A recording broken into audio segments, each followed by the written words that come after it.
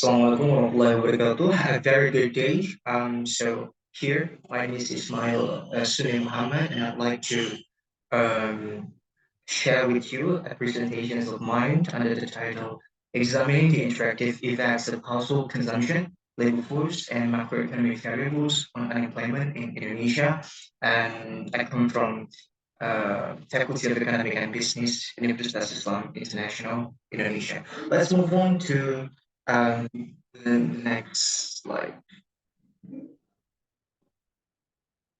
We're going to talk about why this study decides to talk about the unemployment in Indonesia. We believe that unemployment is a very crucial issue because it has a very strong correlations with economic growth, and of course, developing country like Indonesia really have a significant concerns on how to improve their economic growth year to years. So in this slide, we also want to show you that there is a very good progress in Indonesia and how they can decrease the level of unemployment. We can see at the figure right here, taken from trading economics, that um, the house, sorry, that at the first quarter of 2023, unemployment rate in Indonesia decreased to 5.45%. In quarter three of 2022, the unemployment rate was like 5.86%, which is an improvement from the same quarter the previous year. So I believe that one possible reasons we have a decrease of unemployment rate is because the lifting of COVID-19 restrictions, the new normal policy significantly incentive this kind of trend. Let's move on to the next slide. Okay, when it comes to the contributions given by this study, we need to consider about how the previous or how the ongoing or existing literature about the unemployment rather than using the non-profit household and non-profit institutions serving household as the determinants to measure unemployment. They focus on other variables, for example, like the GDP, remittance, or wage rates like by Nur until 2016, and population inequality, income distributions, employment opportunities.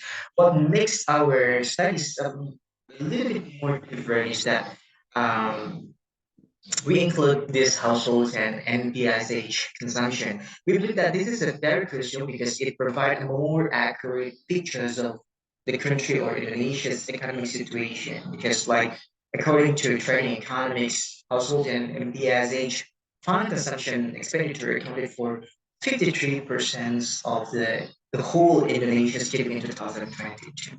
And furthermore, unemployment can have a significant impact on household consumption, as people who are out of work may have like less money to spend on goods and services. So, including household consumptions in the regions of unemployment, policymakers can get like a very accurate analysis of how unemployment is affecting the overall economy. Next, about existing literature, existing literature review, we would say that based on, if we take a look at the school enrollment tertiary, include this because we believe that the higher level of educations will provide more opportunities to work for so many people. So some may say that higher stat, high level, high rates of school and enrollment tertiary lead to job shortages and increased competition. Okay, means that it would like exacerbate the unemployment. However, Management and Yamaka believe that an increased unemployment of advanced educated workers can still have two possibilities, whether they would like negatively or positively impact it. Correct. Meanwhile, talking about the household and non-household, okay, we see that this sector plays a very significant role in creating employment opportunities because, like, our government, as many developing countries, rely so much on the private sector. That's based on Quaquamon 2018. And when it comes to literacy rate, okay, Mitch 2018 reveals that higher literacy rates are strongly associated with more skilled workforce. Okay, so means that when everybody can read and write, they will have a better access to employment opportunities and hence decrease the unemployment. And in the terms of labor force participation, LFP on unemployment, we see that Quabion and Fingerol 2020 and 2017 respectively believe that an increase in LFP can lead to decrease in unemployment, so they can affect negatively, and this is somehow expected. Inflation and also trade, FDI, and also interest rate are also considered to include this as a control variables in this study. That what makes this study like more novel and based on sync, there's a negative relationship between two variables. Means that when the inflation goes higher, then unemployment might even like go lower. Means that it can decrease unemployment and on the other way around. When it comes to trade and also FDI, we see right here that increased trade can lead to job losses. So it's somehow like a little bit expected because like it can lead to creations of new job and export-oriented industries. Yeah, it's like two views that has somehow contradict, but that can literally happen depending on the real situations, like on the field, right? Okay, let's move on to the next slide. It will be about the method and the data. All the data are taken from the World Development Index, WDI, and it's from the period of 2000 to 2021. So it's like 3 decades. And here we have like four models.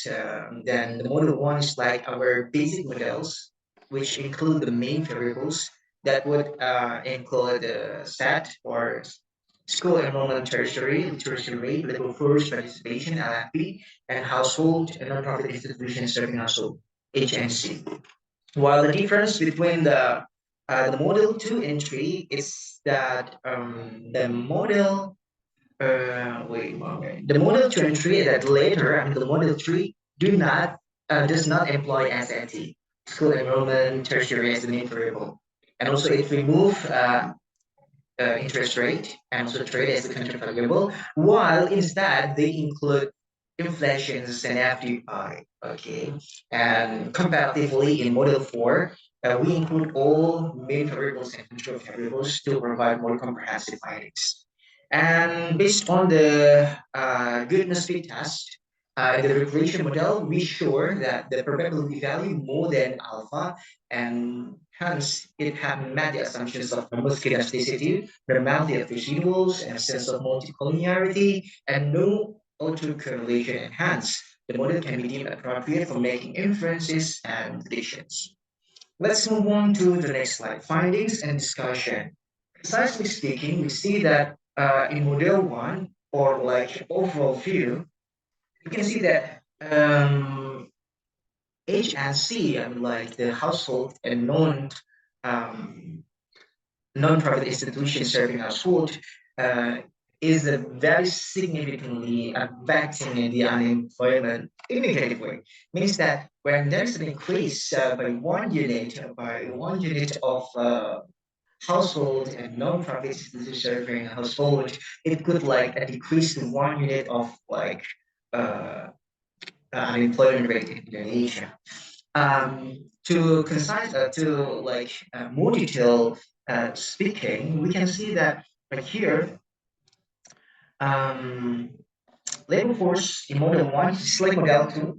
Labor force participation in household institutions serving households are likely to have a significant impact because they directly affect the number of people who are actively seeking work, and the availability of job in this line is so correlates with the findings of Koibion et al. 2020 and Vega 2017. While in model 3 and 4, we can see that H&C, household and non-profit institutions serving household, persistently provide significant impact on unemployment rate, which in the later, I mean like in the model 3, FDI seem also to have an impact on unemployment when all main and country variables are taken into model. We would like to say that the R square value of this model is quite high. It's like at 0.901, which indicates that the independent variables included in the model can explain approximately like 90% of the variability in the unemployment rate. The next one will be the conclusion. Okay, so we can see that the study emphasized the significance of the increase in literacy rates, school enrollment, and also labor force participations, all of which we consider that it could help or it could assist the reductions of unemployment. One thing that must be highlighted is that we need to take into account the limitations of the study. We need to expand more the granularity means that we need to also include some data from a specific industries, specific sectors, for example, and also the future research can also concerns about making like causality, like to comparatively measure the unemployment rate from region to regions, like to have more comprehensive finding on this all. And the policy recommendations we also advise for the policymakers to um, to to take into account the making investment in PSH because we believe that from the four models that we use in the study, MPISH and also labor force participation along with FDI have a very significant impact to spur growth and economic while also generating job opportunities, combating the high level of unemployment rate that becomes the Hamburg or the standards of our country. I think that's all for my presentation. Thank you so much for your attention. See you and thank you and bye. Assalamualaikum warahmatullahi wabarakatuh.